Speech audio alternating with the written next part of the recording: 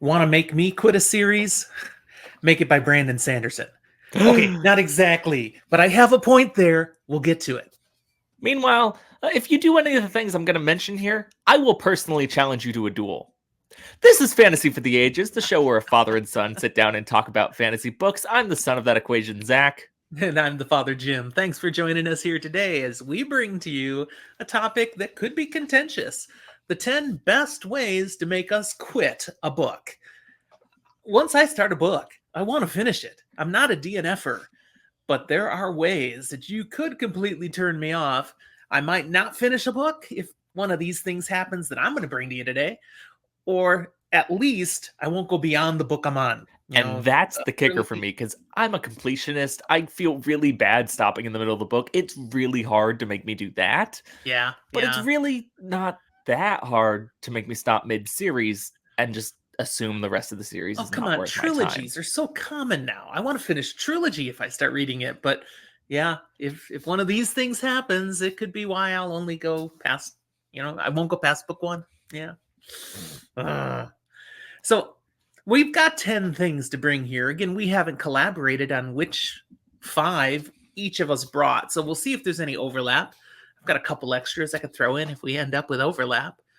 It's hard to rank these sort of things. Yeah, there's not really a ranking for me. It's No, more just no. like, please don't do these things. And some of you out there, we know you love when authors do these things. That's why some authors do them. But reading is subjective. So you're going to hear some that do not work for me and some that do not work for Zach. They may be not the same things. Some of the things I don't mind kind of drive Zach crazy, And some of and the vice things that versa. I like might be something that make my dad quit a book. We've definitely found, while we have a lot of likes in common, it's not universal. No. Mm-mm. So I'll go first. And this is one where, yeah, come on, author, do better. If the author has created a plot that I literally can't find a way to care about, I'm going to DNF it. You have to give me something compelling here. Come on. And you have to advance this plot in some way. I got to see some stakes. I got to know what's going on, and I got to connect with it somehow. An example that comes to mind for me, I read book 1 of the Icefire trilogy by Patty Jansen. Now, I looked it up. It's a fantasy trilogy. I looked it up on Goodreads. It's actually got fairly decent ratings. But I read book 1 and got to the end and went, I really don't care about a single thing I've read in this book. I don't want to know what else happens. And that's too bad.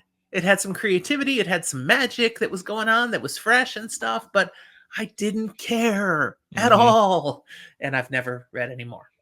And I think that's very fair. There's something very valid to be like, if you don't connect, if you just get bored, even, it can be hard to keep going.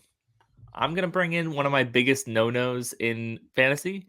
And I'm happy to say it's a bigger no no of older fantasy because it still happens a lot, but less so than it did.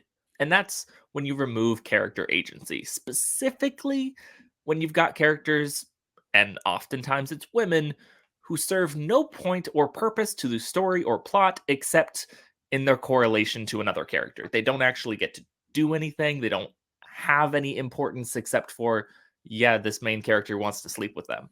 And that's all they are. Complete one note on that. Give me something a little bit more interesting. You don't have to go super in detail, but make them an actual character, not a caricature that serves for eye candy. You're not into eye candy, huh? I'm not into eye candy for just the sole purpose of eye candy. They So they are a can be eye person. candy. They could be hot. That's fine. All But right, all right. We're give just them a being clear. purpose, a soul. Create an actual character. Okay, that's fair. I like that.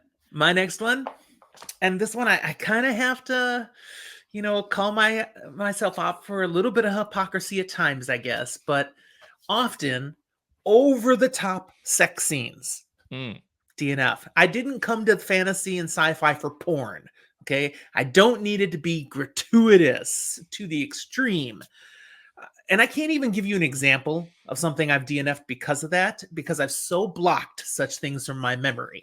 I get to something like that in a book and I'm like, this is Gross. No, I don't need this. Sex scenes, not a problem. You love a fade to Sometimes black. troubling, even violent sex scenes if they're serving a certain purpose in the story. Okay, I can work with that. But when they're just going all in on the chicka chicka boom boom details, no, yuck. Don't need that. Stay away. I'll quit. There's a whole subcategory of smutty books out there that you're just really not interested in. I don't read smut. I make fun of your mother reading smut light. It's not smut she reads, but I she's don't into the romance stuff, and they do get a little, a little heavier than no, I don't care about any of that. Yeah. I don't think I have a problem reading smut. I just haven't read a lot of it to be able to really say. Well, I don't want to try to read more to see if I can acclimate. Find out it would just be disturbing. My next one, this is the case of what was going on when I tried to read Thomas Covenant and why I couldn't continue it. When an author tries too hard to get me to like or agree with or root for a bad character. And that's not to say an evil character or a character that is always morally reprehensible. But in that case, it felt like it was a character that was there and they did bad things, but then they were whiny about it. And other characters like tried to make them into a good guy about that. And it was just like, this doesn't make sense. This character feels incomplete. And part of it to me was when I read it, their main driving factor that made them so dismal about life doesn't apply anymore. So to me, I didn't enjoy that character. They weren't a compelling character, and the author really tried to get me to like them. I had such a completely different feel about Thomas Covenant. And there are so many people out there who just don't understand you on this one. So come at Zach on this, people. You can come Okay. at me for that book, but I think the point stands that if the character doesn't connect, if it's not a good, compelling character to you, but the entire point of the like book and series is trying to get you on their side and really like committed to that character, it's not going to work. If the character's name is in the name of the series and you don't like that character, it's hard. And that's another point for me on Dresden. It's hard sometimes because I don't really like Harry Dresden that much. But the Dresden Files are about Harry Dresden. So it's So hard to separate from Severus that. Snape and the Sorcerer's Stone, that series would have failed. No, I like Snape. But for so much of the series, he is not a good person. I didn't say that they have to be a good person. They have to be a good character.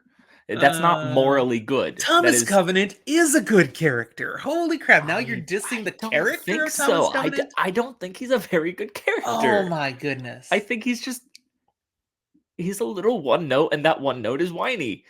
Wow. Sorry, when I read it from a point of The I dude walked in and wakes up went, in a fantasy realm and rejects its reality, and he sticks consistently to that. How is yeah, that so whiny? he's rejecting what is objectively in front of him. Except it's impossible, and he knows it's impossible. Clearly it's not. He's a dude who actually believes you can't wake up in a fantasy realm and it's real. Thomas Covenant to me Shock. is what embodies the problem of nihilists.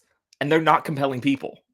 People who go, what's the point because nothing matters, is the wrong outlook on nihilism.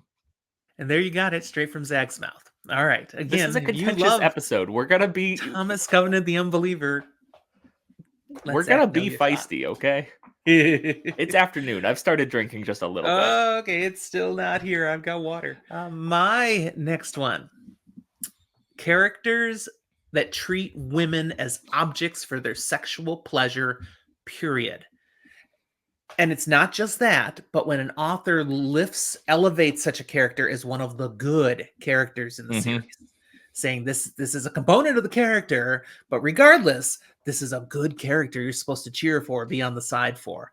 No, someone who treats women like that and that's how he views women, he sucks. I don't want to cheer for that kind of character.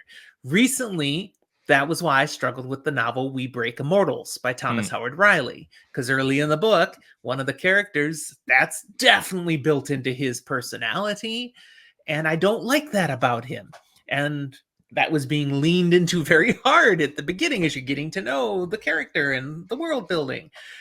It gets downplayed significantly as you go further into the story. So since I didn't DNF, I got to enjoy the rest of the story, but I almost quit on this book. It was a close thing. In a similar manner to some of the things we've talked about so far, my next one I'm going to word very vaguely because I think when I word it vaguely, almost everyone will agree with me. Okay. But if I get into my specifics, that's where people are going to differ. And that's where the problem that will make me DNF a book or especially a series is when an author is grandstanding ideals that I just don't agree with. Amen. Oh, yeah. We've And talked about this. Now, what that different looks like to ideals that we may be you talking and to about. me, even completely different. And so it's a very hard thing to just be like, this is a bad book because it's not. And it's someone might love this because they agree with those ideals and they really dive in and love it. But if you don't, and you think this is totally against what I believe in, but the author is really, really going for it, Hardcore. then that's a Yeah. problem. So I'm not going to get political in any realm of the spectrum and talk about what that means to me personally, but I will say that that is a problem and will continue to be a problem for pretty much anyone who reads. If you find something that is pushing an agenda that you don't agree with, that's going to make it hard to read. Yep. Yep. So you don't want to be brave enough to list a book that fits that profile for you, huh? I don't want to get into that discussion with you. It's not I don't want to get into a discussion about it with our fans. I'd like to Oh, preserve man. my relationship with my father. You think I would judge you that No, harshly? I don't. I'm not going to go name any books because I generally try to avoid things, but something that leans heavily into like bigoted racism, for example, would be something that I don't like or agree with. If it elevates men and treats women as sex objects, like you were saying in your last one, So the Conan I don't books agree with again. it. Yeah, there's an example, but there are things that I just think are wrong. And if you try telling me this is really, really right and how society should be, I don't agree. Yep. I obviously have a trilogy that jumps right into my head. I'm not going to say it. We've talked on it in previous episodes. You know, when authors, like you said, lean into an agenda, and you said the magic thing. This is how it should be, how life should be, how society should be. And if you don't agree with it, yeah, you have trouble connecting with the story. And I'd concur with you on this one. If an author pushes too hard, it can hurt the novel because you might have a great story, but this thing keeps smacking you in the face, and you're like, And to some people, but that that's what will the author elevate it. wanted to do with their writing, and they have the right to do so. For some people, that will elevate it to the best book they've ever read, but others, it will completely alienate. Yep. My next one is something that can completely alienate a person from a book, and I can think of a book it did for me, and it's when an author incorporates grossness, absolute grossness to the story for the sake of being gross. Like the author is trying to gross you out. Mm. One of the authors I really enjoy is Mark Tufo. A lot of zombie apocalyptic writing and such. Some sci-fi, fantastical things, parallel dimensions, all sorts of things he's gotten very creative with. But he does this one book in it's a side corollary support series as a trilogy in his zombie Fallout books. But this is the Timothy trilogy. And book one of Timothy is the only one I read and barely could finish it because it was so disgusting. Now it's telling the story of a zombie from the zombie's perspective, and that's disgusting. And Mm-hmm. Tufo really goes all in on how gross this is, and I'm like, why are you putting these words on the page? Yuck! I don't need this. And so I have no interest in continuing to read the other two Timothy books. It was creative. There were parts that were fun, yeah, but too gross. Ugh. There you go. That'll cause me to quit wanting to read. My next one, the more that I get older, the less it's a problem. But it's been a serious problem for me and still could theoretically be. And it has nothing to do with the content of a book. Wild here. Nothing to do with the content of the book. Yep. One of the easiest ways to make me want to DNF a book and have a hard time reading it is assigning it to me. If this is a book, no matter what book it is, if I have to read it for like a class, and I even sometimes struggle with book clubs, something where it feels like an obligation. And maybe this is some like, I don't know, undiagnosed ADHD talking or something. I don't know. But the point being, when it feels like an obligation, when I have this task to read something and I'm not just choosing to read it, it suddenly is so much harder to get into it. It's like I have a deadline. I feel like I need to read this book. Oh, I don't want to have to need to read this book. So a lot of classics fall into that category for me. Things like Brave New World, To Kill a Mockingbird, The Great Gatsby.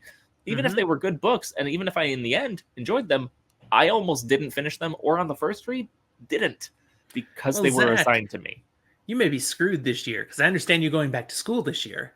And I've got that problem. I've to also hit got your the number, you thought you were like maybe you'd even put some of your assigned textbooks into your reading plan. I also, to a smaller extent, may run into that issue with this great book of Amber I've got here. Because while it's not technically assigned to me, in a way, you assigned me to read these. So if I get to it too early because I'm like, I was told I should read these, I'm gonna read these, I may end up feeling like it's an obligation and have a hard time enjoying them. Mm. So if I put them off, it's because I really want to actually enjoy them. The fact that you're finally going to read them actually though did inspire me to plug the reread of them back into my TBR high enough that that's happening in 2024. I'm going to do those again. I'm really looking forward to it. So we'll have something to talk about at that point. So what's next for you, Dad? Well, this is my last of my 5 ones that I'm going to highlight. And come on, anyone who's been following this channel, you know what's coming. You've been waiting for it. Here it is. Too much focus on romance. Okay, if that's where it's all in, that's the selling point we are going on. It's just about the romance and it's driving everything. And every time I turn around, it's it's the love factor. No, I have no problem. I do not have a stone heart, people. I have no problem with romance being an element in a story. It's an element in a lot of fantasy and sci-fi stories because that's what we do. We interact, we have relationships, but it can be too much. I'll give you an example from something I read last year. And actually, I think I read it at the end of the previous year. A Bargain with the Fey King by Megan Van Dyke. It's book 1 of her Courts of Fairy series. And I read it when it was a new book, Mhm. something new to try. Wasn't my thing. I could tell it wasn't my thing. I did read all the way through to the end of the book, and it fit the profile of, dang, this is a shame that you're leaning so hard into the romance part because the story had merits all on its own. It didn't need that heavily rely on that, but it was ruining my enjoyment of the story. Some people come for that. She's an established author with a lot of books in this kind of, the romantasy. That's where she's lying. People want that from Megan Van Dyke. I don't want any more Megan Van Dyke. That's just preference. That's what'll kill a book for me. I don't necessarily agree, but it's fair and that's your personal thing. That being said, I don't think you're going to disagree with my final. Okay. The This can make me either DNF a book, DNF a series, or just boycott a series and not read it in the first place. The biggest place that I have run into this in fantasy as an adult has been the Sword of Truth, that series. And it is when an author, either through their writing or through their public statements, treats readers and their audience like idiots. If you come out and in your writing are way over explaining or dumbing something down, or the other way around, making it way too highbrow, and then you like publicly are saying, well, you didn't get it because you're too stupid, or I don't write that way, that's not what I did. Or even to a certain extent, and this is where it gets a little funny and rough, when like J.K. Rowling, revisionist later, 10 years later, is like, yeah, no, these characters were actually that. And it's like, no, they aren't and weren't. And you can't just go back to your audience and tell them, no, you're wrong, you're stupid. When you insult the intelligence of your readers, yeah. And Yeah, I hear you. ultimately, yes, they're writing to make a story and they're writing for them, but also we're buying it, we're reading it. So don't insult me. If you are actively insulting me while trying to get me to spend money on your books, I will stop. Now, I will not Rowling support you. didn't start insulting until she was filthy rich off the books There's a already. reason I So, read all those books before it was a huge problem, because it didn't, at the time, make me feel like I was being treated like a child or stupid. yeah. But I haven't started The Sword of Truth, even though theoretically I might not hate some of the story and concept, Mm-hmm. because the author is a jerk. The story has some merits. I did read a healthy chunk of that, and I enjoyed it back in the day before I knew anything about the author. Yeah, I hear you. And so sometimes If that you could are be going to read, unfortunate for me, because I miss out on some really good books, probably. you're out there and still going to read the Sword of Truth series or already have read it and love it, that's fine. You can. I enjoyed reading the books I read. But what your point is, Zach, when you learn things about an author, it can If put you off. it's too hard for me to separate, especially if I can see some of their opinions and feelings about their audience in their writing, it makes me angry. And I don't like to read angry unless I'm supposed to be angry at specific characters. There you go. See, that sounds fair. All right, so those are our 10 instantly thoughts that came to mind of what would make us quit a book series. There are other things that would put us off too, Oh, yeah. but these would be our top 10. Do you have any honorable mentions you want to shout out without us giving a lot of explanation? I think the only other thing that I wanted to kind of shout out honorably is any sort of content, whether it was the romance or the graphic or the whatever, if it doesn't fit with the rest of the story, if it's just kind of tossed in there, forced in Hmm. there, and it's not fitting with the tone, eh. Okay. I have a couple. Uh, if the pacing is too slow, I've really struggled with some stories where, come on already, move along. Some things just are so slow, they'll bore me to death, It's boring. and I can't get into it. Even if they get better later on, I'm too bored up front. And the other I'd say is humor that I don't connect with. Discworld is famous for that one. If I'm just, it's not my thing, I'm probably not going to keep going. There's Which too is many other really good things that are my thing waiting for me. That is a really hard one though, because humor that you do connect with will elevate a series for you. Yeah, totally. If you don't, well, you're missing half the point of the series. So we're not saying, hey, authors, don't try to be funny. We're just saying, if you don't land with my dad, he will stop reading you. It's fair. But others will probably get you and keep buying. And that's what we love about books. They're subjective, there's so much variety, there's something all of us can find and love. So please do not waste your time reading things that don't work for you. Go find something that does. There's a lot to find out there, and keep coming and checking out our channel. We'll keep talking about a whole lot of variety of things that are out there, and you might find stuff or hear stuff that'll be new to try. We do have right now, we're kicking off a new Try Reader tournament. We haven't done one for a few months. This is all focused on people giving us the 3 best books that were published in 2023 per their experience and preference. And so I'm getting a bunch of books to add to my TBR. And it was from fantasy, sci-fi, or horror. So we're getting Mhm. a whole bunch of things that are coming out, and there's so many good books coming out every year. I I have probably my won't think everybody's good book is good to me, but that's okay. valid. I have Yeah. my top of 2023 easy, but it also might be the only thing I read in 2023 that was published in 2023. Yeah. Yeah. We certainly read a lot of books that are older than that because we never got to them back then, but they're still waiting. They're still good books. Speaking of, what are we reading right now? I put down, we've updated the background Hmm. here. Hmm. Right now, I'm reading Zombie Fallout, Volume 21. It's the most recent of the Zombie Fallout series by Mark Tufo. It's fantastic. I'm enjoying it.